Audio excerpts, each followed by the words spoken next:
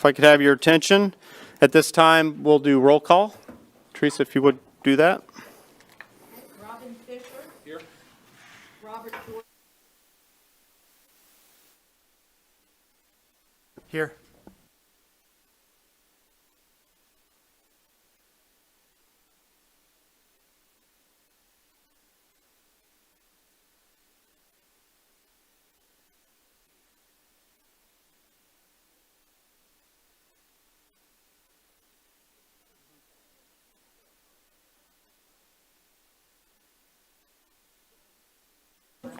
Here. Jason Steele. Here. David Workman. Here. Let the record show we have a quorum.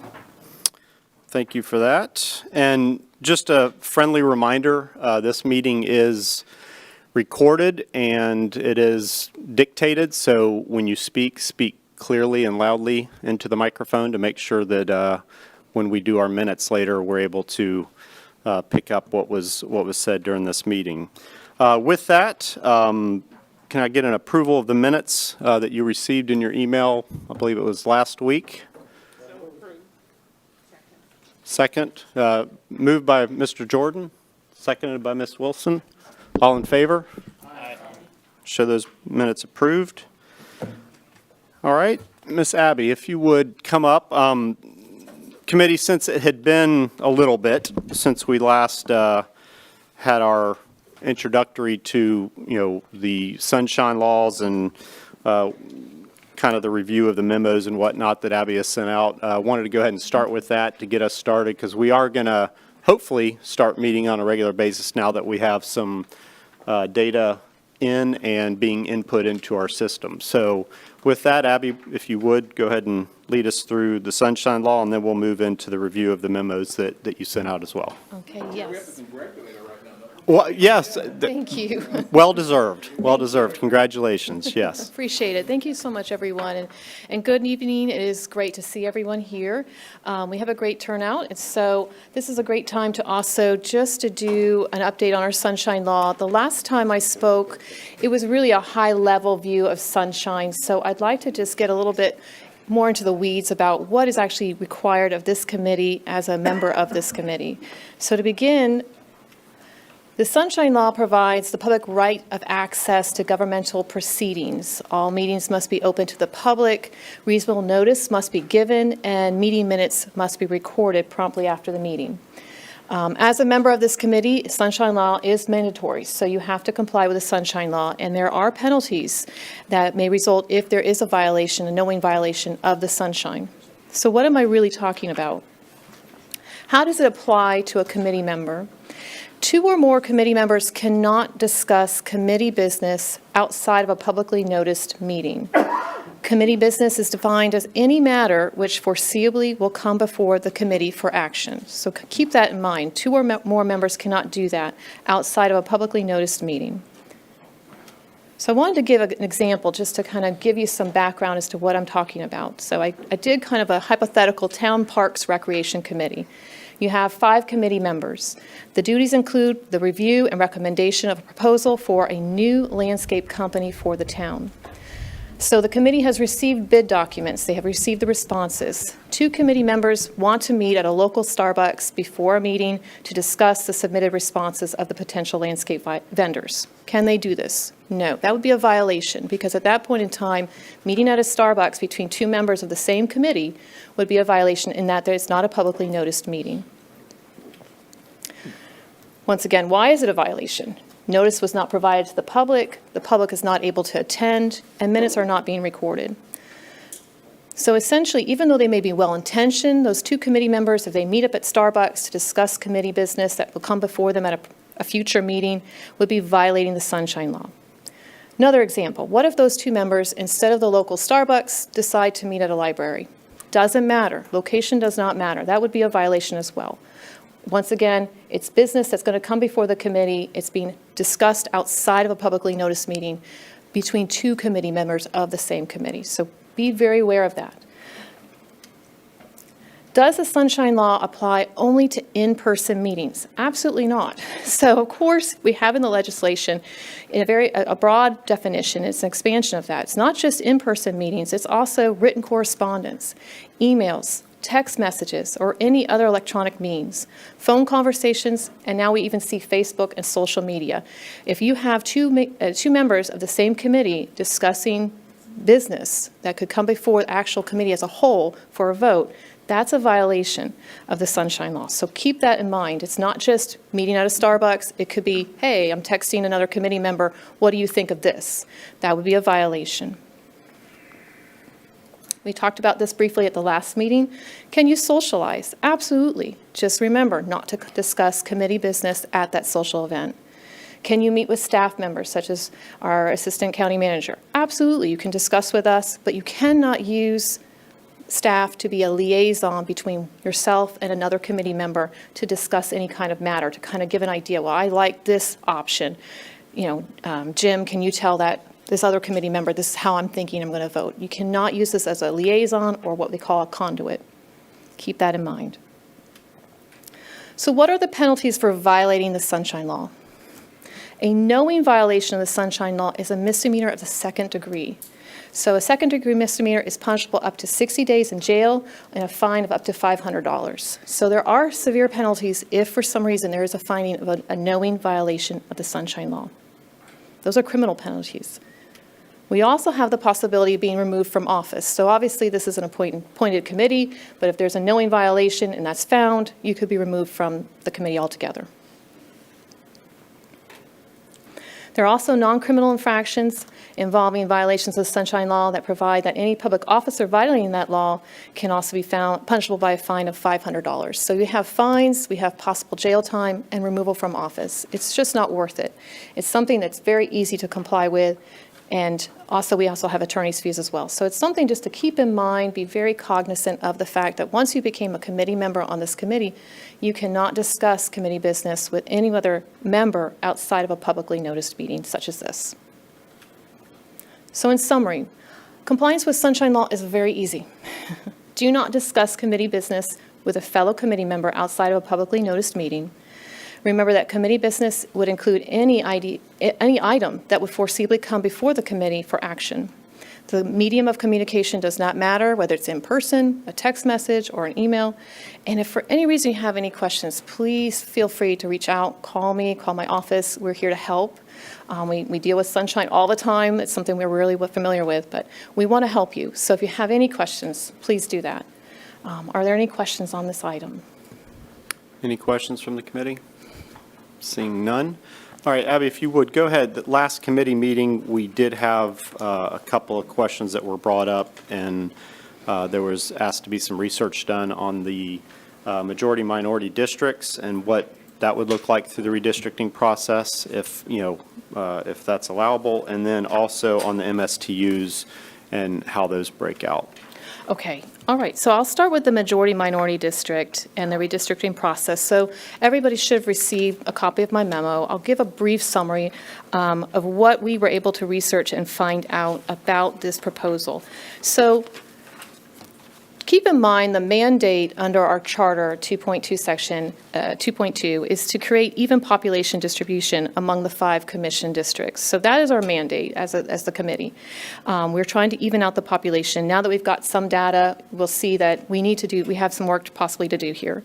And typically the traditional redistricting principles involved analyzing that data and redrawing the district boundaries using the tools of compactness and contiguity.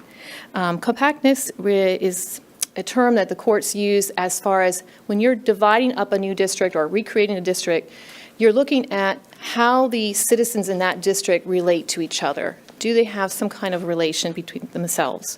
Contiguity is about regional integrity and keeping the integrity of the different regions. And we can go into that in a little bit more detail. But as far as the majority-minority district concept, it's not per se prohibited by the courts. However, we have to keep in mind that we have the 14th Amendment, and the 14th Amendment mandates racial neutrality in governmental decision-making and applies to redistricting. So typically, when making a government decision, you're supposed to use racial neutrality. So when we have the proposal of a majority-minority district and using potentially race as a guidepost, you're looking at something where we're kind of stepping a little bit aside from the 14th Amendment. We're actually using a different concept than racial neutrality. And the courts defined it as racial gerrymandering, and that is the deliberate and arbitrary distortion of a district boundary for racial purposes. Courts have found racial gerrymandering when the redistricting body subordinates the traditional race-neutral principles to racial considerations. And so essentially, like I said, it's not per se prohibited by the courts. And I did provide a list of some cases. You'll see 3 cases that are, a majority-minority district was upheld, and you'll see some cases where it wasn't upheld. It's not that it's prohibited, it's just that at that point in time, when a court finds that a legislating body, such as the commission, when they adopt a majority-minority district, has actually used race as one of the tools, it has a higher scrutiny applied to it. So the court's going to look at it with a stronger eye than just a typical redistricting principles of the compactness and contiguity.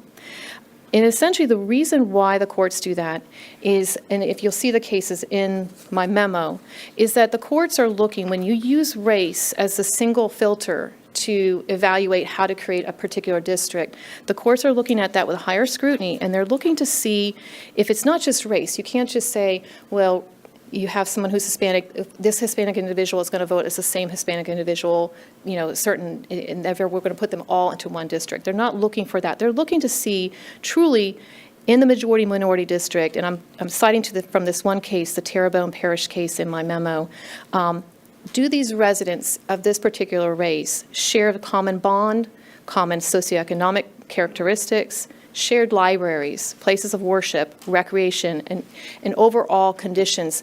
And the concept I really got from the case law was, if you're going to create this district and have a majority-minority district, you're still having individuals in a district that are going to vote for one commissioner who has to represent everybody. And if you really do have individuals that are kind of just drawn together because of just race, you have to really consider, do they have the same issues confronting them? Is someone in a northern region of a county actually looking at the same issues as someone who lives in the southern county? Because that one commissioner is going to be tasked with the obligation to really address that. And you don't want to see individuals really being disenfranchised by being, the commissioner really has a challenge if there's such a disparity among the socioeconomic conditions and that they don't share a bond. So you'll see in these cases that, yes, there have been instances where a majority-minority district has been upheld, but there has been a lot of legislative history that can be shown why that district was actually drawn in that manner. So it is critical to know that it's not just, you can't just use race, like, okay, they had, particularly I think it was in Texas, they would use the Hispanic race, and they say, okay, we're just going to put this area together because they're all Hispanics, and and unfortunately this is the way that it was looked at, they vote the same way. Well, you can't do that. There has to be this socioeconomic common bond. The issues are facing the same issues of all these individuals. It needs to be some kind of relation. It can't just be race as the single filter. That would be something we'd be very cautious of.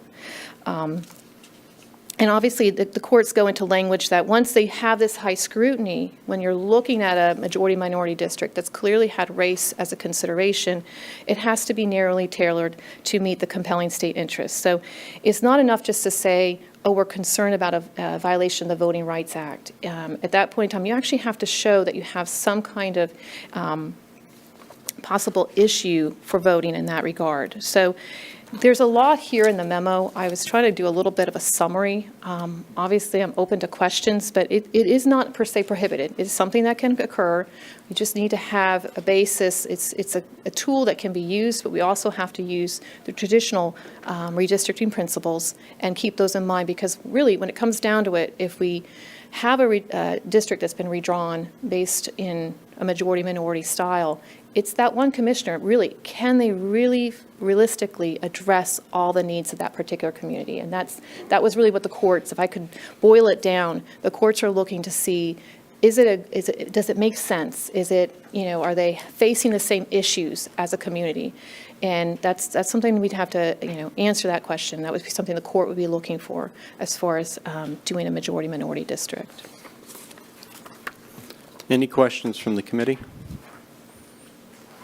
All right, seeing none, you can move to your memo on the MSTUs. Yes, so back to our MSTU. So this is our memo everyone should have received on the municipal service taxing units. And just a refresher, this is a mechanism that the county can establish to levy ad valorem tax revenue within a portion of all or a portion of the unincorporated areas of the county.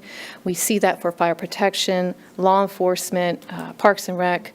So these are already established. So I did do a research on the ones that we have. And the question really kind of revolved around the fact, are these districts what we call coterminous, or do they have specific legal boundaries, and how's that impacted in our redistricting process? So I just bring us back to our mandate from section 2.2 of our charter, that we are really here to just, even out that population distribution.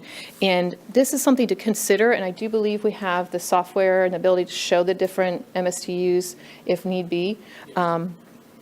But just my list, so just to go really quick through it, we have road and bridge. We have actually 7 road and bridge MSTUs. Specifically, 4 are coterminous. So essentially, those 4, if we change the boundaries of District 1 in today, it will just kind of go along with it. It'll just flow. They do not actually change. However, we do have 3 that essentially, well, actually, 2 that actually have legal descriptions. So their boundaries are set by legal description. So we have seen, and I have in my research, where Redistricting Committee came in so many years back. They did make changes in the district composition. At that point in time, the Board of County Commissioners would have to step in and actually readdress that legal description, and they have done that. They have adjusted those boundaries on prior MSTUs. So that is an option if for some reason that occurred. Similarly, with Parks and Recreation, we have 3 there.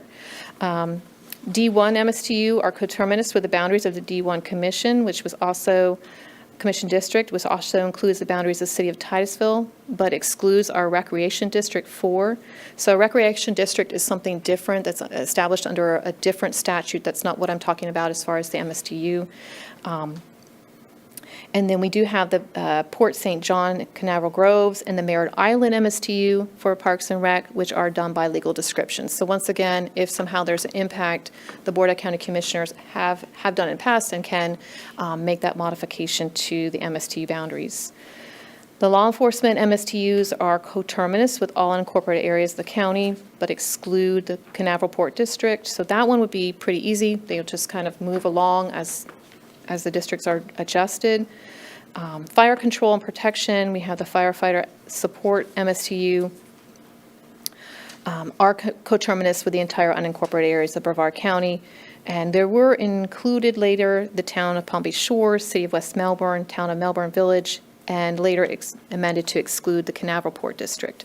So the coterminous ones they will just move along with the boundaries. If for some reason the District 1 changes, it would have that shift. The ones with legal descriptions we would have to address. But I go back to the mandate is really we need to focus on the population and the changes that our population's had, and that would be your focus, just trying to, and I can read that section to you. I mean, it's the committee essentially is to the extent practicable, preserve the several municipalities and geographically cohesive racial or ethnic minority communities from fragmentation. So we're adjusting the population. We obviously can take into consideration the MSTUs, but we obviously have the ability to modify that, the Board of County Commissioners later, if for some reason there's an impact to the MSTUs. Okay. All right. Any questions? All right, seeing none. Okay. Thank you. Thank you.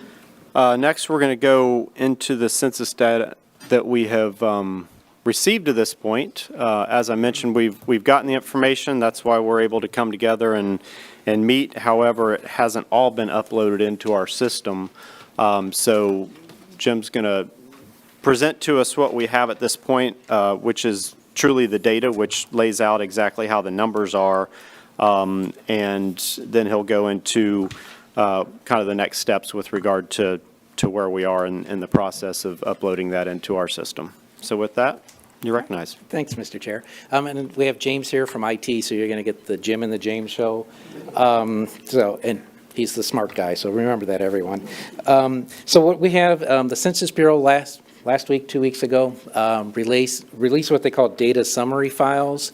It's just the basic files that you would load in the software. So I'm sure you saw the article in the newspaper, had some of the highlights.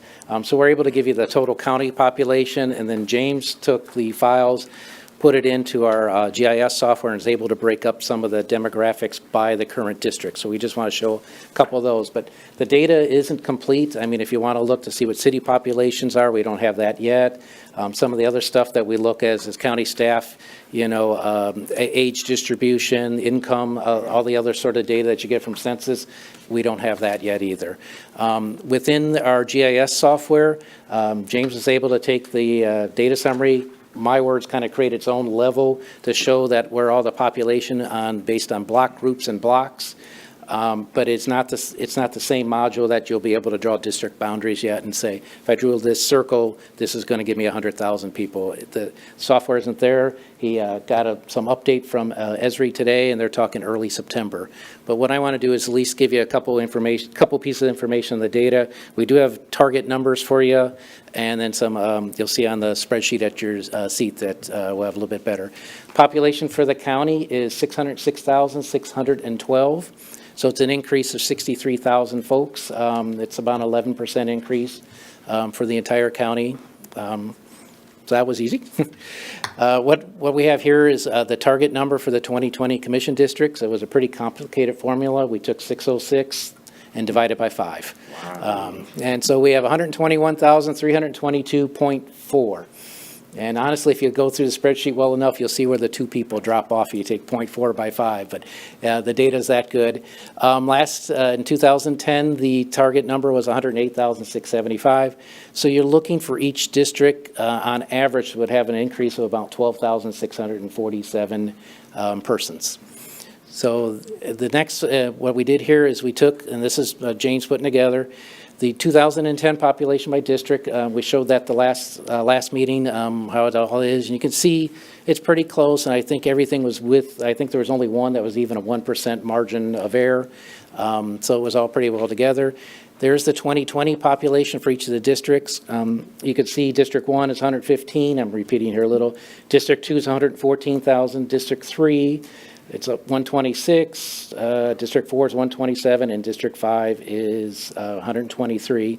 So you see the population increase. 3, 4, and 5 were somewhere between 15 and 19,000, and Districts 1 and 2 were in the 5,000 range. And so the last column, and this was me, what I did there is I took your 121,000 number and either added or subtracted. If you want to go off the existing districts or use them as a base, that shows you that you have to add some population in District 1 and 2, and then you'd have to subtract some population from 3, 4, and 5. Now, that isn't the exact number you have to do. You'll all come up with, whatever your margin of error that you find acceptable, and so that makes some adjustments. But that gives you an idea, if you use the existing districts, on how much you'll have to start moving some population around. The very last slide, try not to read it on the screen. It's the exact same thing that's in front of you there in color. And unfortunately, I have it in small type there. This is the demographic, and this is straight from the Census Bureau. We didn't do anything. We just put it together for everybody. The column, the set of numbers at the very bottom of the third row, once again, that's just your target population along with your total population along with your target and the difference. And then we were able to put together in the first 2 rows, you have the 5 districts with the population again. And this is using Census Bureau data where they divide up based on different categories. So you have white, black, HISP is Hispanic, American Indian, Asian American. And then the last one is 2 or more races. So if somebody identifies himself with 2 or more races. So that won't necessarily mean it adds all the way up. If you add all the District 1, it does not necessarily mean it adds up totally to 115. Because I'm not really, honestly, at this point, I haven't been able to see all the data to look at how they come up with the 2 or more races, whether that counts somewhere else. But that kind of gives you an estimate of what the population is. And then James was actually able to show you the difference in all 5 districts for the different categories. So you can see where some have dropped and some have increased overall. But when you look at it, the major growth area is people identifying themselves as Hispanic, and the really major growth area is people that identify themselves as 2 or more races. So the important numbers, at least I want to make sure you all understand, is that the total population is the 606,000 number. Your target for each of the 5 districts, no matter how you draw them, is the 121,000 number. And then James will be able to show you. You come on up. He's going to show you a little bit on the software. A couple of you already met with him, so he's kind of showing how you can do the data, help you guys at least draw a little bit, and then we're here to answer any questions you have on the data. Bear with me, guys. Get this set up. It's just going to take a sec.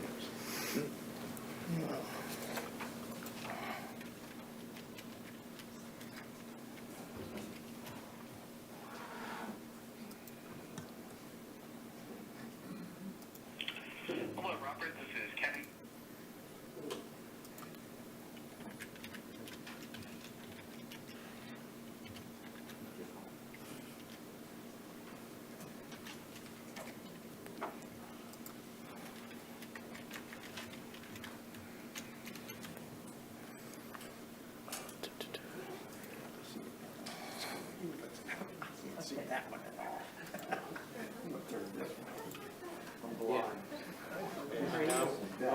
Oh, no, he'll come up in a minute.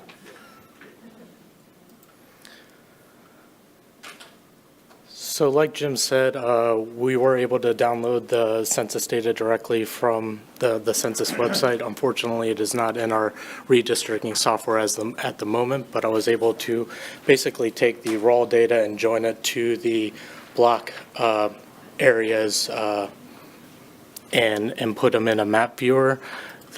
That way everybody can view the updated census data, and we can send this link out to everybody after the meeting. I guess one of the things I will quick go over is turn some of this stuff off. I use the existing districts to kind of, use that as a starting template. So the nice thing is if you go on this link, you could click on this and you could see the demographic data that we got from the census, per district. And then if you want to really get into it, you can go down to the block group and use that to see the demographic data per area. A couple of the features I would like to highlight, I guess, is we do have a search feature throughout the that allows you to search by address, and it also allows you to search by GeoID and geocode for the block data. The next thing we can do is if you have a particular neighborhood, since we do have the data and we realize the differences between each district, if you wanted to come in here, you could grab a particular neighborhood and use this statistical tool to give you the total population of that neighborhood. So this will allow you guys in your own time to be able to, if you had a neighborhood you were looking at that you wanted to bump from District 2 to District 4, this will allow you to get those numbers until roughly early September when it'll be in our redistricting software, and we can kind of do all this on the fly in the meetings. But this gives you a chance to kind of, review the data and, get some hard numbers for you guys. Another thing I was able to do is create a layer of the cities and the general population for those as well. Sorry if I'm going. So this would be Cocoa, for example, and this will show the differences between the 2020 and 2010 data. So this is, I know it's probably a little hard to see, but hopefully some of this stuff will be. Oh, yeah. But the other thing I would like to point out is I'm available anytime, either by email or make an appointment to kind of go over the data and play with this application, at least until the census data gets uploaded into our redistricting software. This is kind of like a stopgap measure to at least have the data available for you. If you guys have any questions. So right now, Janet, you have the data, you just don't have the ability to overlay it into a map, is basically what it is? Yeah, this is just a view. The redistricting software is kind of what we went over in the last meeting. And unfortunately, Esri, who is in charge of that software, just hasn't uploaded the 2020 data into that. So we could edit the lines, review the data on this particular website and then edit the lines. But in that software, it would still unfortunately be using the 2010 data. But this at least gives us a way to, if we wanted to grab a particular neighborhood, we can get a good idea, we can get the exact numbers, and then I could draw the lines in there, and we unfortunately, in that software, would still be using the 2010 data. Sure. And you anticipate they'll have that uploaded in the next couple of weeks? What I was told today by the customer service for Esri was early September. Okay. They didn't give me an exact date, I'm sorry. Yeah, you probably don't want to be held to that, I'm sure. If somebody went on to District Builder and started drawing maps, I mean, obviously you have to manipulate that to make it believe that Brevard County is the state of Florida and, Right. whatever, but you're only drawing 5 districts, you can do it. Is the accuracy of that something that could be, I mean, not that the two systems would talk to each other, but could somebody use that information from the Yes. standpoint of precinct lines, city lines, whatever, to, make it easier, so somebody can get a jump start if they so chose to? Yep, if you wanted to use District Builder as a way to extract a shapefile, which then you could email to me and we could either put it in this web application or the actual redistricting software that we're planning on using. And it wouldn't, like you said, it wouldn't talk to each other, but at least you would be able to view the boundaries. And even if we loaded it into this web application, I would be able to, within a day or so, give you the accurate numbers for those shapes. So if you went ahead and anybody could draw something, send me the shapefile, and then I could do the demographic calculations for you guys. Yes, sir. And Mr. Chair, I want to follow, both James and I play with District Builder. He's a much wiser man than I, because he was able to do the actual districts. I couldn't quite do it. The demographic data is a little different than what we have here on the census. So just a reminder, if you look at District Builder, we're not exactly sure Okay. where all their data is coming from yet, so.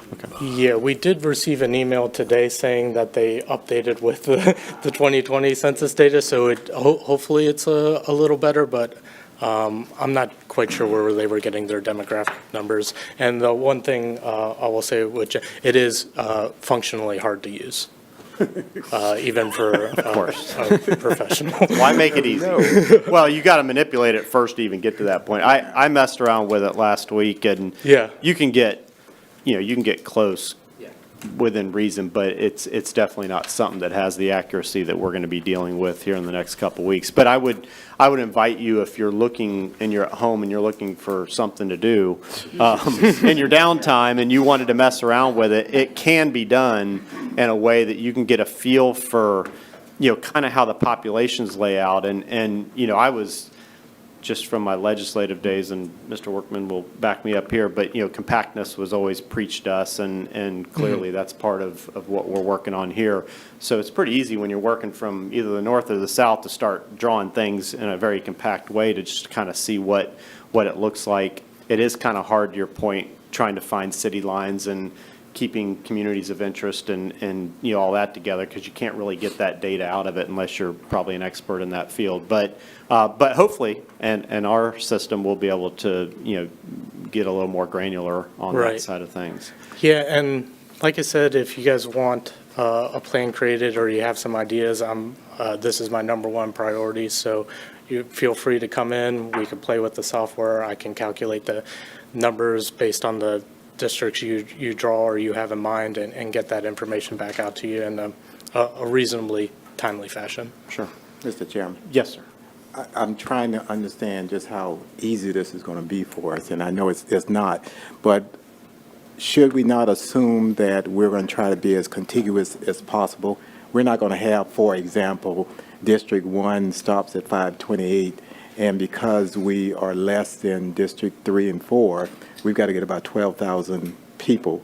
So we're not going to go jump, as an example, in the middle of District 4 and grab some people and say this is going to be the district. The district, really, the boundary lines, in my mind, is just going to be moved, right?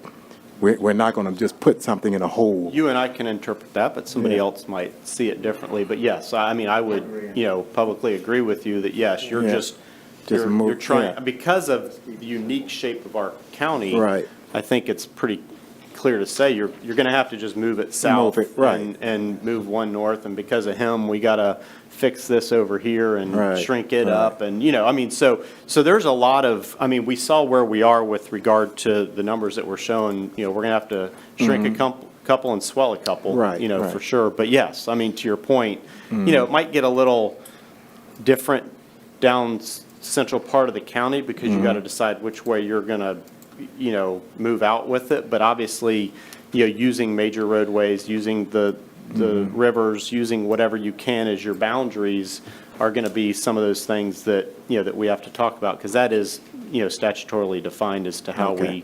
we, use this. But yes, sir, I completely agree that, Okay. yes, you're going to move down and grab some and shrink others, and See what hopefully it all happens. comes out to close to 121,000 when it's all said and done. Okay. Thank you, sir. Yes, sir. Not everybody gets a chance to have a little bit of beer.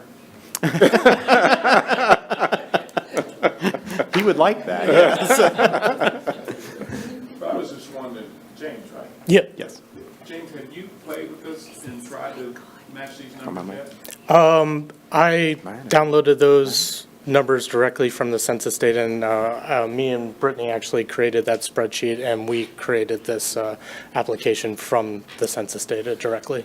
But have you tried, for example, to play with the lines to get to 121 at Excuse me, every- no, I haven't tried to rebalance out based on the 2020 data yet. That's something if you guys, sorry, that's something I could do if you would like. Based on your guys' directions, yeah. Yeah. I would like to see that, We haven't Mr. played Chairman. we haven't done anything to try to figure it Sure. out. And Mr. Fisher, I think that's, I mean, I don't know if that's a recommendation you're making to James or something you'd like to talk to him about, but certainly that's what, the charge of this committee is to, you could sit here and just vote on something at the end, or you can come in here and physically get on the computer, or we can talk to James and say, James, what about an overlay of where we are, shrink this, swell that, what does it do? And I think, what you're asking for is kind of what Mr. Jordan was asking for as well, and that's kind of using the basics of what we have. I mean, it is, again, a unique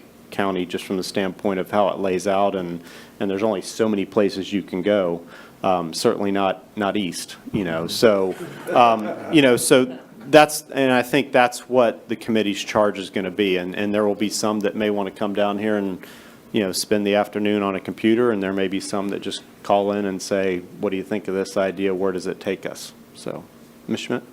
Yeah, I think it would be a really good idea for him anyway, if, when they do get those numbers in, if maybe he went through just looking at how many numbers where you can bring the line down to be consistent and not breaking a city up into like 2 or 3 places, or using natural boundaries, but perhaps come back with maybe 2 or 3 options that this committee could look at, and then it might be easier for everybody to just say, well, I like that, I like option 2, but I think maybe, what would it be like if we could move that line just 5 streets over, or whatever the case may be. Sure.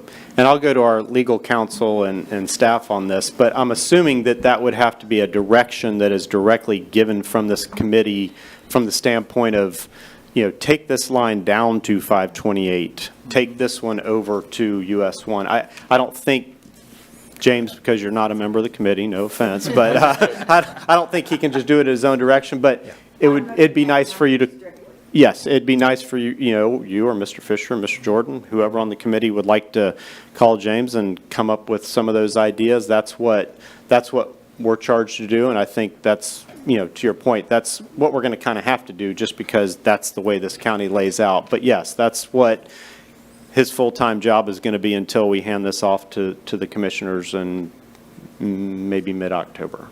So, any further questions or comments? So based on what you said. You're thinking, Mr. Moore, you're thinking.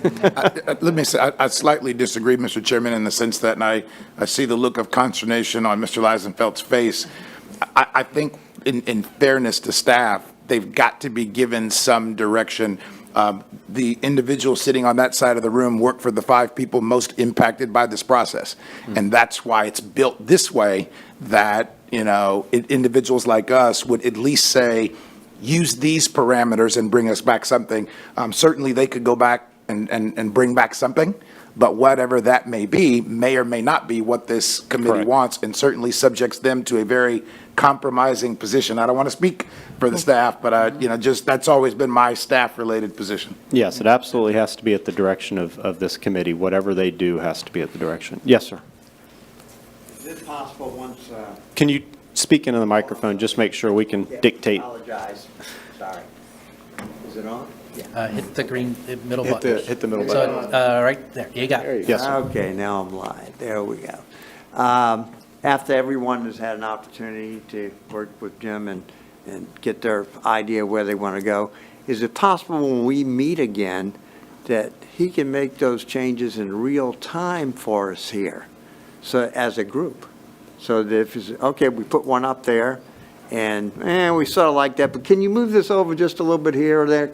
Is that possible to be done in real time? Yes, once the redistricting software that we're planning on using Okay. gets populated with the 2020 Yeah, I data. just think you're going to have a foundational Yeah, map to sure, work from. sure. But if you're talking about, making sure a precinct isn't split or a city isn't Right. split and that wasn't caught the first time, yeah, absolutely. I think, otherwise it could take hours on end to, do something like that. But yes, I think if there's a foundation to work from, that's a very reasonable way. Yes, ma'am. Something else that I do absolutely think we should make him aware of, and I know I have talked to him, but we have 5 commissioners, and I don't think, unless any of them are planning on moving, and I don't think they should be redistricted out of their homes.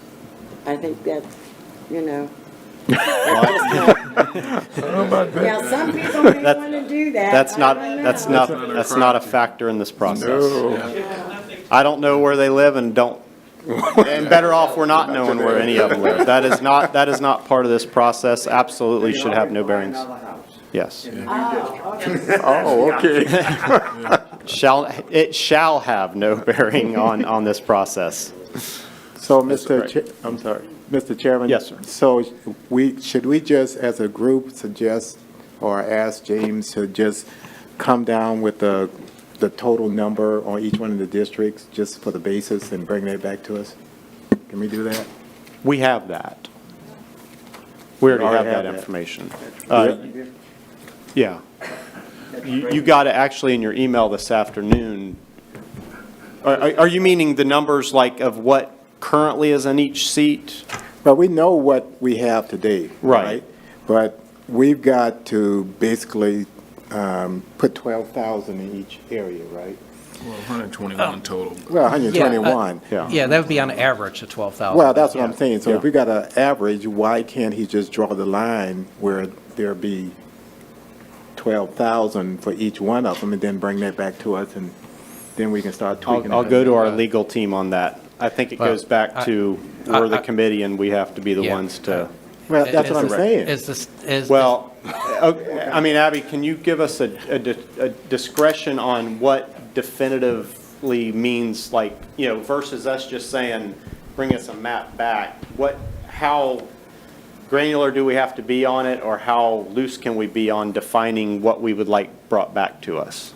So the way I'm thinking of it, and Jim, you can jump in, is I'm thinking it would be great between now and the time we get the census data into our software if the members who would like to meet with James, get an idea of what they're looking for, but we're always looking to have that direction from the committee. So, I mean, when we come back to the next meeting, ideally, we'll have the ability to do live, in real time, adjust it so we can, the committee members are directing us how to draw those lines and how to balance out that population. And we're not actually bringing something back to the committee that we've generated. It's not really staff's direction. It really should be this committee deciding how we do it. And we can do that. So ideally, between now and our next meeting, you can meet with James. If you want to get very familiar with the software and work with him, and then when we come the next meeting, we can hopefully hit the ground running and do it real time and show you exactly how your call is changing the boundaries of each district. So, Mr. Jordan, with that being said, I would ask if you could call him or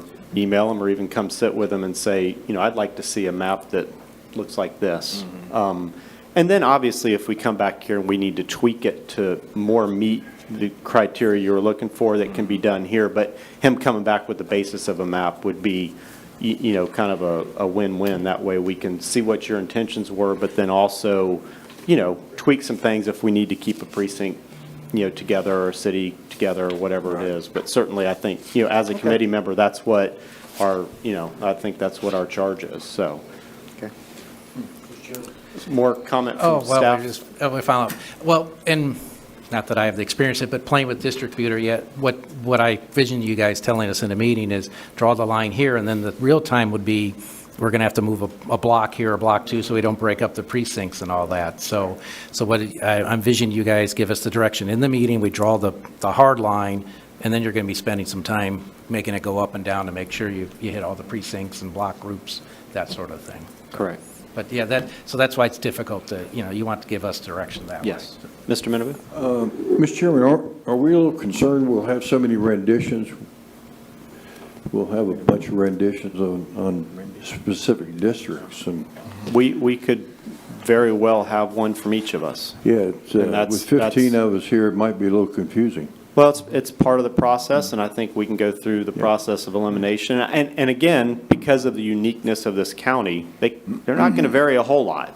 And I think what we'll find is, even in the process in Tallahassee, when Mr. Workman and I did this in Tallahassee, there's only so many ways you can start. If you're starting in one corner and working your way down to the bottom, and then you start tweaking things little by little. And I think that'll be the process of this committee, is to whittle it down to, a map that we can all work from. Now, to your point, maybe not everybody has time to come and sit down and do a map, but certainly they want to be involved in the minutia of what the final product is. So maybe we only have, 5 or 6 maps to work off of. But certainly, the process of this committee is to be as involved as you can be.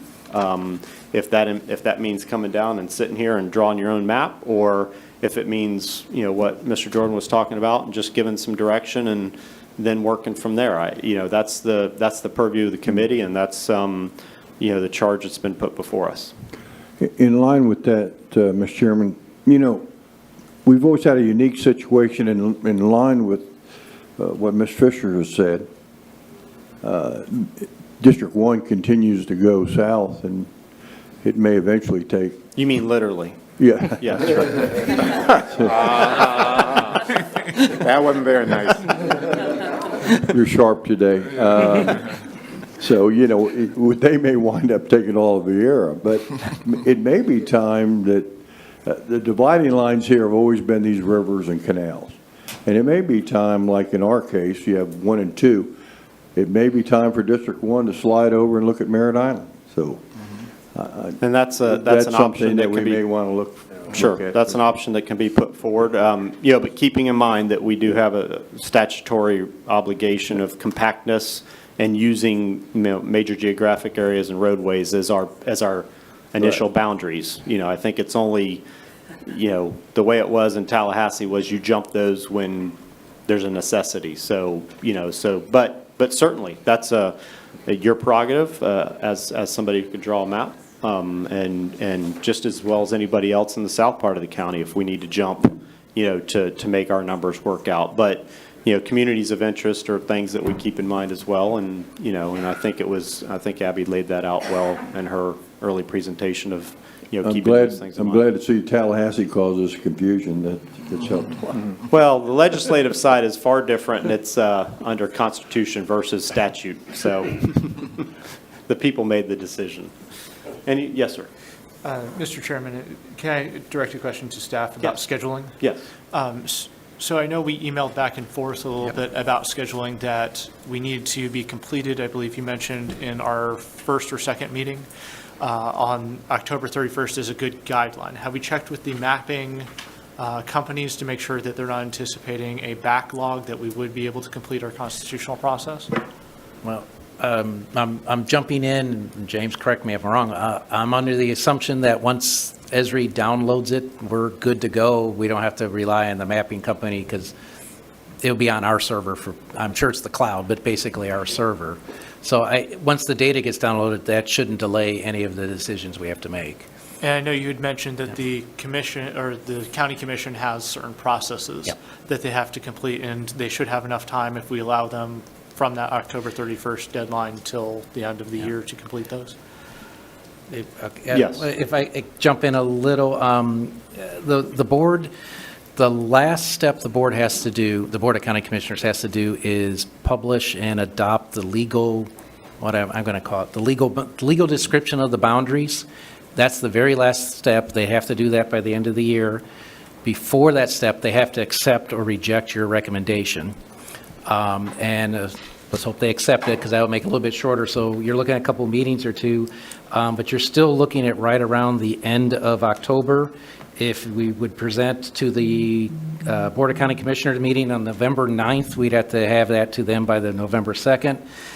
If they reject that, that would still give us almost a month to come back with a different plan. It will push it pretty tight for them to adopt the legal boundaries.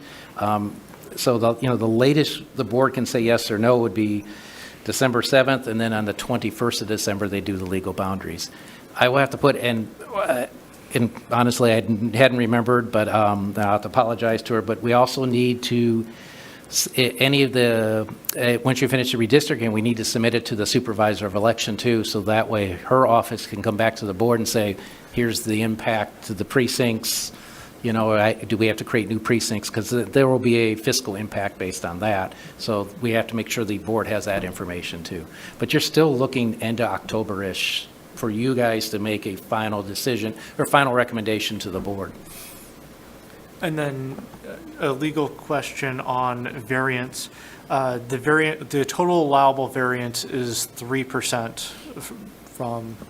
That's the recommended variance, yes. You don't want to go above that to some And extent. so that would be roughly 1,800 voters on either side, above or below the 121,322. And so that would be roughly 1,800 voters that we'd be allowed to vary if there's a census block. Sounds right. That sounds right, yes. Yep. Any further questions? And we were going to get into the timing of that, so I'm glad you brought it up. We were going to talk about that. But, so basically right now, we've got our next meeting with the schedule that was originally set is set for September 14th. It's basically 3 weeks almost, to get this information uploaded and then give everybody a chance to, start tinkering with these things. And I would ask that once that information is uploaded, that Jim obviously is, if y'all would send out an email to let everybody know the status of that. But it doesn't bar you from being able to go down now and start working on some lines that could be easily moved. Because you're going to be within a few thousand either way that can be tweaked once we have everything in place and we can work off of, the final product. So, over the next, 2.5, 3 weeks, I would encourage you to, if time, is allowable in your schedules to engage with James on, being able to do that and be involved in the process to whatever extent you would like to be involved. Any other questions before we go to public comment? James, I think we're good. Thank you. All right. We do have some public comment tonight. Okay. Joan Terry?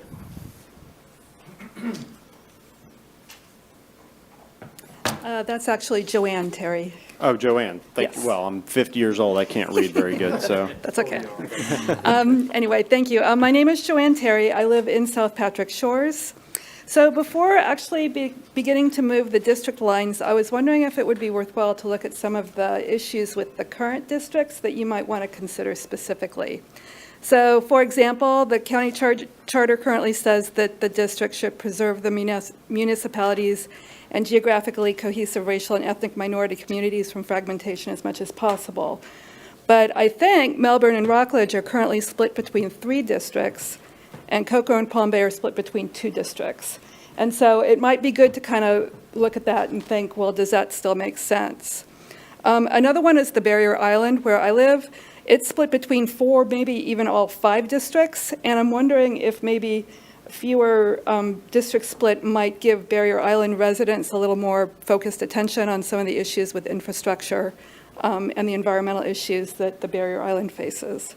Another thought might be all the housing that's going on out here, and maybe looking at splitting districts between some of that so that the growth might be a little bit more equal. And then also maybe asking the commissioners, I don't know if you've already asked the commissioners for any kind of lessons learned based on their experience, if they have any specific challenges or recommendations. So I guess my bottom line point was I think there might be a little bit of work that you can do before you actually get the data to kind of look to see if there's anything specifically that should be addressed based on the last 10 years. Thank you. Thank you. Thank you for your comments. Sandra Sullivan?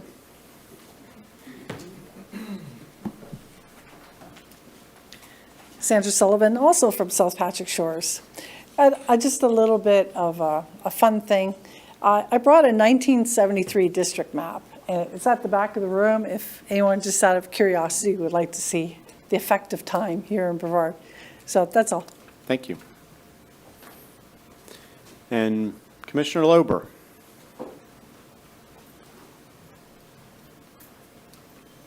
How are you this evening, Mr. Chair? All right, I'll leave this up since it seems that I speak loud enough to get through it anyway. So just a couple of things. I don't want to reiterate much of what was said in the past, but I know it's been some time since this group got together for the last time. What I'm going to do, and if you don't want it, let me know and I won't include you on the email. And please don't click reply all, because I don't want you all to get in trouble with respect to Sunshine. There is an incredibly good, incredibly informative seminar that the Florida League of Cities put on that's available electronically on redistricting. Even in this evening's meeting, a couple of the suggestions I've heard don't really comport with what they give as far as best practice advice. Now, whether there are legal requirements that are associated with that, I've not done the research to be able to tell you one way or the other. I essentially forced those folks that were my direct appointees to watch it, basically as a condition of being appointed. I really think, having sat through it myself, that it's something that would do absolutely everyone some good. Even as an attorney, I can tell you I learned quite a bit in terms of the redistricting process. It's not to take away from anything that Abby has said or her capabilities. I have no question that she's more than capable, but this is something that was put together by a very large group for the very specific limited purpose of informing folks that are participating in redistricting. So I'll go ahead, I'll send that out. There's a handout that goes along with the seminar, a PDF handout. If you don't have time to watch the seminar, and it's not horribly long, please at least look at the handout. I really think that it will help everyone. It helped me, it helped the folks that I know from my direct appointments. But beyond that, I just want to reiterate the offer that I made the prior time that I spoke public comment in front of redistricting. I don't care if I've appointed you or if someone else appointed you. If you need something to help you do your job, you are more than welcome to reach out to me. We're all in this together. This is one of those committees or one of those boards that really just doesn't lend itself toward fiefdoms. So to the degree that my office or I can do anything in the way of making resources available, by all means, I'm not saying don't go to staff. You're welcome to do that. But if you want to go to me instead, or if you're not happy with what they tell you and you want to see if you have better luck with me, give it a shot. I'm certainly happy to do what I can to help you all. Thank you. Thank you, Commissioner. All right, members, any other business before the committee? Seeing, Jim? Yes, sir. So you're all good with September 14th, 5:30? That is our date as of now. If something changes, certainly we'll let the committee know. If some miracle happens and this information gets put in sooner and, we're able to go further in the mapping process, certainly that's, something that could take place. But if not, September 14th is the date, and I would encourage you, again, if time allows in your personal schedules to engage with James on, working on the mapping side of things, certainly encourage you to do that. So with that, The opportunity to come down and work with James or hold James up. But he was so patient, I'll have you to know. And I look forward to coming back again now that he's got something to work with. But let me tell you, he's easy. He made it simple. At least it helped me. I've got to see. I'm a visual. person. And so thank you, James. thank you, James. We'll be thanking you a lot. I'm sure of that. So. All right, with that, Mr. Chair. Yes. Okay, if I may, I see where it's September 14th, that is the second Tuesday. If we can take under consideration, second and fourth Tuesday is a Melbourne City Council meeting. I mean, one person doesn't stop the show, but I definitely would like to be here. So if we could consider not, or changing the date from the second and fourth Tuesday. Yes. This time, that is a good time, because we changed the date to the 15th. We having another meeting, so it works out this time, so please consider. So right now, the 14th does It's work, but good, other than that, yes. second and fourth Tuesdays are city It's out, council. yes. Okay. Okay, for consideration. We'll definitely keep that in mind moving forward. Thank you. Okay, thank you. Any other comments? Well, seeing none, thank you all for taking your time out to be here tonight. And with that, the meeting is adjourned. Thank you. The opinions expressed by any member of the public during any period of public comment do not necessarily reflect the views or opinions of the Board of County Commissioners of Brevard County, Florida, Space Coast Government Television, or the program sponsor, and are solely those of the presenter. The Board of County Commissioners of Brevard County, Florida, Space Coast Government Television, and the program sponsor hereby expressly disclaim any and all responsibility or liability for any defamatory or slanderous statements expressed by any member of the public during any such period.